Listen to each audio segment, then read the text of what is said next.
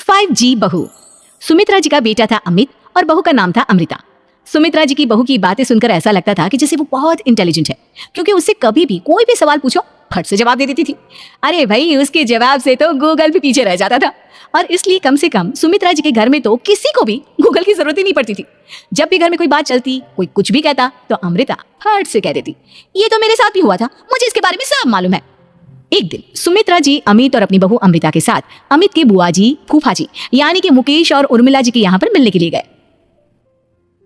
अरे बहुत अच्छा किया अमित बेटा, इतने दिनों के बाद आए हो तुम।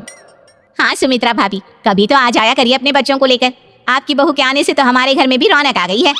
वो क्या है ना, अमित ऑफिस के काम में बहुत बिजी रहता है, इसलिए उसे तो वक्त ही नहीं मिल पाता। अच्छा, लगता है नौकरी काफी मुश्किल है अमित की। अरे नहीं फूफा जी, ऐसी कोई बात नहीं है। आप तो जानते हैं ना प्राइवेट जॉब में कितना काम होता है। अरे कोई समझे ना समझे, मुझे तो पता है प्राइवेट नौकरी में इतना काम करना पड़ता है कि इंसान की आफत आ जाती है। लेकिन बेटा, तुमने तो कभी जॉब की ही नहीं, तुम्हें कैसे पता? अरे जॉब नहीं की तो क्या हुआ मम्मी जी, सब जानती हूँ मैं।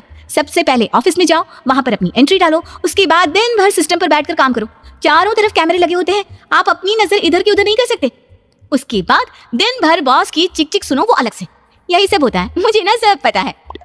अरे बहू रानी तो काफी इंटेलिजेंट है, हर बात की खबर है इसको। थोड़ी देर बाद, अब देखिए सुमित्रा भाभी, इतने दिनों के बाद आई हैं आप, खाना खाकर ही जाना, ऐसे तो मैं आपको जाने नहीं दूंगी। वैसे बुआ जी, खाने में क्या बनाया है?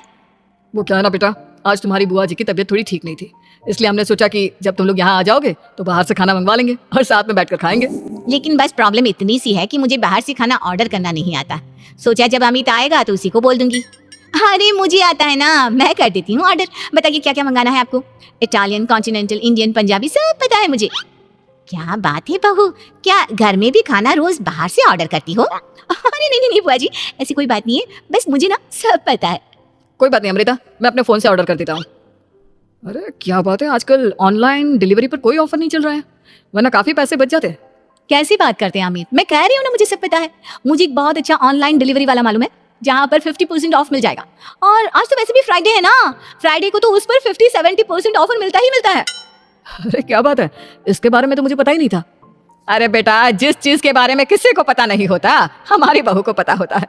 एक काम कर, तू उसी को ऑर्डर करने दे। क्या बात है अमृता बेटा, तुम तो बहुत इंटेलिजेंट हो, सब कुछ जानती हो। कुछ दिनों के बाद सुमित्रा जी की कुछ सहेलियां उनसे मिलने के लिए आती हैं। अरे सुमित्रा बहन कैसी हो, बहू कैसी है तुम्हारी? अरे पूछिए मत, बहुत इंटेलिजेंट है मेरी बहू, सब कुछ जानती है। क्या बात है, बहू के आने के बाद तो औरतें दुखी हो जाती है, लेकिन तुम तो बहुत खुश लग रही हो। वो क्या है ना, मेरी बहू है ही इतनी अच्छी। अरे तो बुलाओ ना, हमारे साथ बैठेगी, बातें करेंगी तो हमें भी अच्छा लगेगा। सुमित्रा जी अमृता को बाहर बुलाती हैं और उसके बाद सब लोग बातें करने लगते हैं। क्या बताऊं, कुछ दिनों से घुटनों में इतना दर्द हो रहा है कि चला भी नहीं जाता। अब बुढ़ापे में तो ये सब चलता ही रहता है, क्या कर सकते हैं। आंटी जी, आप योगा करिए, योगा और साथ में ना काले तिल खाया करिए, आपके घुटनों का दर्द भाग जाएगा। लेकिन तुमको ये सब कैसे पता बेटा? अरे मेरे भी घुटनों में दर्द होने लगा था, मैंने योगा किया और काले तिल के साथ गुड़ मिलाकर उनके लड्डू बनाकर खाए, एकदम ठीक हो गए मेरे पैर।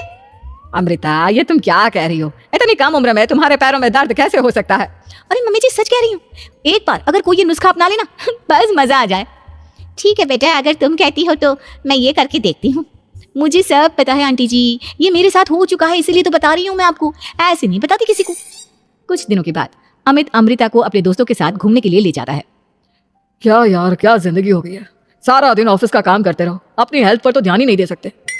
अरे क्यों नहीं दे सकते अपनी हेल्थ पर ध्यान, सब दे सकते हैं, इंसान चाहे तो कुछ भी कर सकता है। क्या बात है भाभी, आप इतनी श्योरिटी के साथ कैसे कह सकती हैं?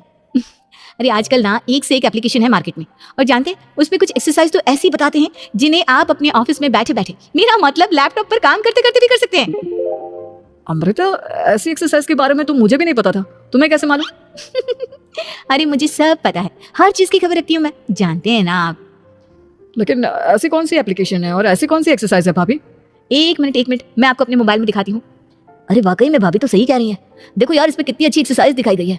अपनी चेयर पर बैठे बैठे एक्सरसाइज भी कर लो, काम भी और हेल्थ भी। वाह भाभी वाह, मजा आ गया। लेकिन अमृता, तुम्हें इस बारे में कैसे पता? अब मेरे साथ जो चीज हो चुकी है उसके बारे में तो मुझे पता होगा ही ना अमित। मतलब तुम कब ऑफिस में काम करने गई जो तुमने ऑफिस करते करते एक्सरसाइज की? मैं जो किचन में काम करती हूँ अमित, घर के काम, वो किसी ऑफिस के काम से काम है क्या? बस मैं भी वो सब करते करते इनमें से कुछ एक्सरसाइज ट्राई कर लेती हूँ, इसलिए मुझे सब पता है। सही है यार, तुम तो बहुत इंटेलिजेंट हो। कुछ दिनों के बाद ये क्या है? एक दोस्त ने मेरे साथ एक मजाक किया है लेकिन समझ में ही नहीं आ रहा। अरे बेटा, तो अमृता से पूछ लेना, उसके पास कोई ना कोई जवाब जरूर होगा। ठीक कहती है मम्मी जी, मैं सब जानती हूँ। लेकिन अमृता, ये थोड़ा मुश्किल है, सोच लो। मेरे लिए कुछ भी मुश्किल नहीं, दुनिया की कोई भी पहेली हो मैं चुटकी में सॉल्व कर लेती हूँ। अच्छा ठीक है, देखो मेरे दोस्त ने मुझे एक खाली पेपर दिया है और कहा है कि इस पर उसने मेरे लिए कुछ मैसेज लिखा है। अब एक बात बताओ यार, खाली पेपर पर, आई मीन जिस पर कुछ भी नहीं लिखा हुआ, उसे मैं कैसे पढ़कर बताऊं? अरे बस इतनी सी बात, इसे तो मैं चुटकियों में सॉल्व कर दूंगी अमित। लेकिन कैसे बहू? इस पेपर पर तो वाकई में कुछ नहीं लिखा हुआ, एकदम खाली पेपर है। कैसे, क्या पढ़ोगी तुम? अमित, एक छोटा सा काम करो, जल्दी से एक मोमबत्ती लेकर आओ। अरे बहू, पेपर में आग लगाने का इरादा है क्या? नहीं मम्मी जी, इस पेपर पर अमित के दोस्त का लिखा हुआ मैसेज पढ़ने का इरादा है। अमित कैंडल लेकर आता है। अब ना बस इस पेपर को धीरे धीरे कैंडल के ऊपर घुमाते रहो, देखना 2 ही मिनट में मैसेज आपकी आंखों के सामने होगा। अच्छा ठीक है, मैं ऐसा करके देखता हूँ। 2 मिनट के बाद अरे वाकई में इस पर तो अक्षर बनने लगे, लेकिन ये हुआ कैसे? और अमृता, तुम्हें कैसे पता? बहुत सिंपल है मम्मी जी, अमित के दोस्त ने नींबू के रस से मैसेज लिखकर उसे सिखा दिया। अब अगर मैसेज पढ़ना हो ना तो पेपर को आग के सामने ले जाओ और लेटर्स अपने आप उभर कर आ जाते हैं। वाह बहू, लेकिन तुम ये सब कैसे जानती हो? अरे मम्मी जी, जब मैं छोटी थी ना तो अपनी सहेलियों के साथ ऐसे ही गेम खेला करती थी।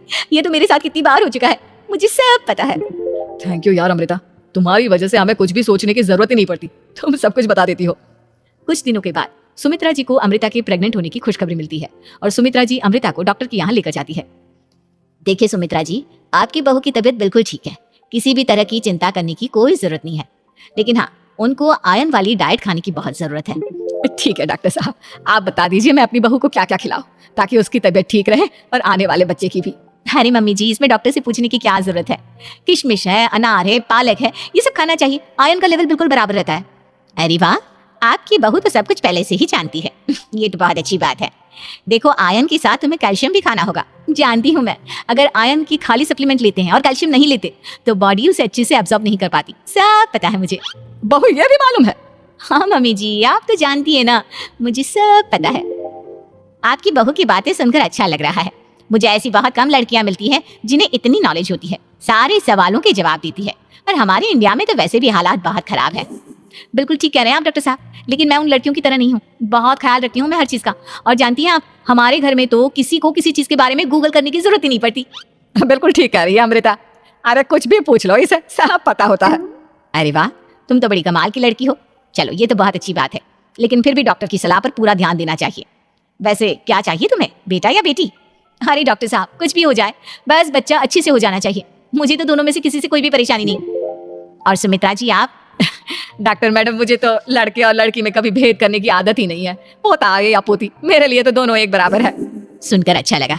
वैसे आप जानती हैं, हमारे यहाँ पर तो लोगों को बड़ी बेचैनी रहती है ये जानने की कि पेट में लड़का है या लड़की।